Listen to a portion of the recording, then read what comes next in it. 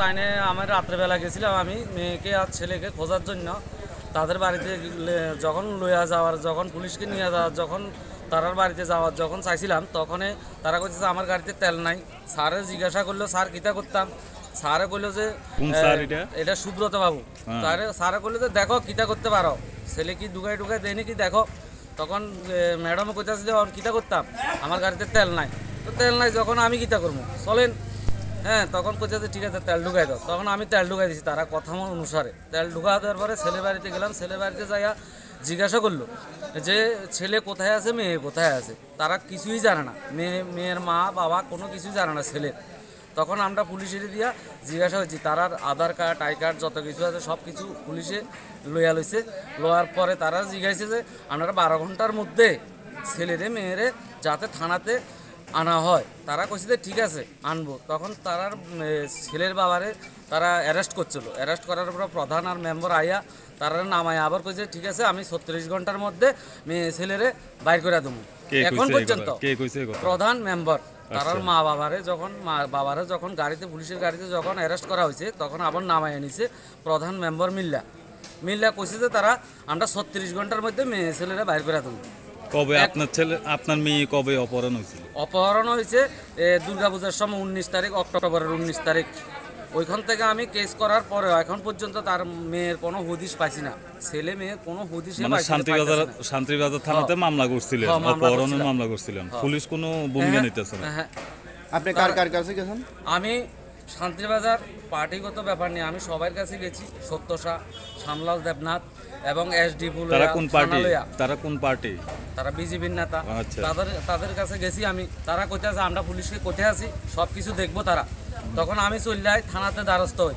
তখন থানাতে যখন দ্বারস্থ হয়েছি ম্যাডাম আমারও কইছে যে বেড়া তুই আর মামা মিল্লা মেয়েরা ভাগাই দিছ, তখন আমরা হয়রানি করতে আসত কেন, আমরা তোর এসব কেস আমরা করতাম না, নিতাম না, আমরা চাইতে পারতেছি না, এসব ধরনের আমার বকাবাহি করে। এখন পুলিশের ভূমিকা না দেখে এখন কি আদালতে পুলিশে কোনো কাজ করতে না পারাতে আমি কোর্টের দ্বারস্থ হইতে আছি।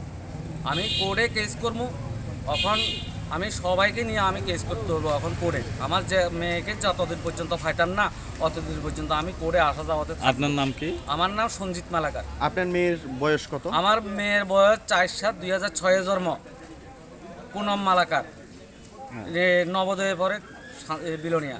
হ্যাঁ, তাকে আমি খোঁজার জন্য বহু চেষ্টা, আমি 70,000 টাকা শেষ করছি আমার নিজের গাড়ি দিয়া এবং পরের দিন হয়ে গেছে, তারপরেও আইতে আছে স্যার, কোনো কাজে করতে আসে না। আমার ছেলের সাথে গেছে, ওই ছেলের বাড়ি কোথায়? ওই ছেলের বাড়ি হয়েছে ঈশানচন্দ্র নগর, লোকনাথ পাড়া। নাম হয়েছে মান্তু দেবনাথ। তার ছোট ভাইয়ে একদিন আমার ধমকি দিছে, তোর মেয়েরে বেড়া উড়াইয়া লইয়া যামুগা। শান্তু দেবনাথ হে কইছে আমার তোর মেয়েরে উড়াইয়া লইয়া যামুগা, তুই কি করতে পারস আমি দেখমু। তার মানে ভালোবাসা তো 2 মাস আর 3 মাসও হয় না, 5 বছরও হয় না, 15 বছর মেয়েকে কিভাবে ওই লইয়া গেছে ভাগাইয়া, আমি এটাই জানতে চাই মানুষের কাছে।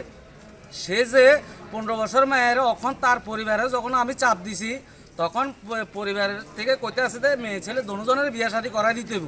তখন আমি বক্তব্য রাখছি তার কাছে আমি 15 বছর মেয়েরে কোনো কিছু আমি জলে ঠেলা দিতে পারতাম না। আপনি এখন কি চাইতেছেন? আমি চাইতে আছি মেয়েকে আমার কাছে আনুক, আইনের ব্যবস্থা নেবো আমি। কয় মাস হয়েছে আপনার মেয়ে? আমার মেয়ে গেছে 19 তারিখ, অক্টোবর 19 তারিখ গেছে।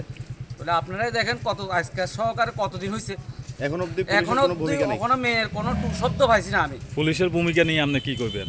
আমি পুলিশের ভূমিকা নিয়ে আমি এখন থানাতে কেস করব।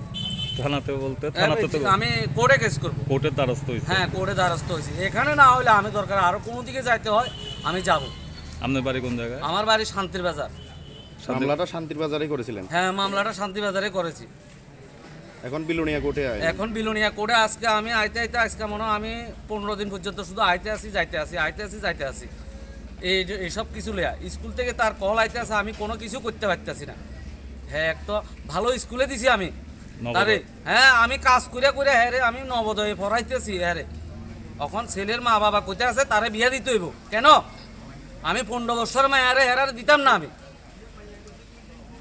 আমি আজকে পর্যন্ত হেরে তোকাইতে আছি। এখন পর্যন্ত আমি কতগুলা টাকা নষ্ট করছি, আমি লোন লইয়া টাকা শেষ আমার। এখন পর্যন্ত মেয়েরা পাইছি না। পুলিশ শুধু খুঁজতে আছে, এস্টিমেশন করতে আছে, এই কয় শুধু আমার ফোন করলে আর আমারে কয় তোরে এসডিও কইছে কিটা তোরে জেলে ঢুকাই দিবা আমারে। আমি তারারে হয়রানি করতে আছি পুলিশের।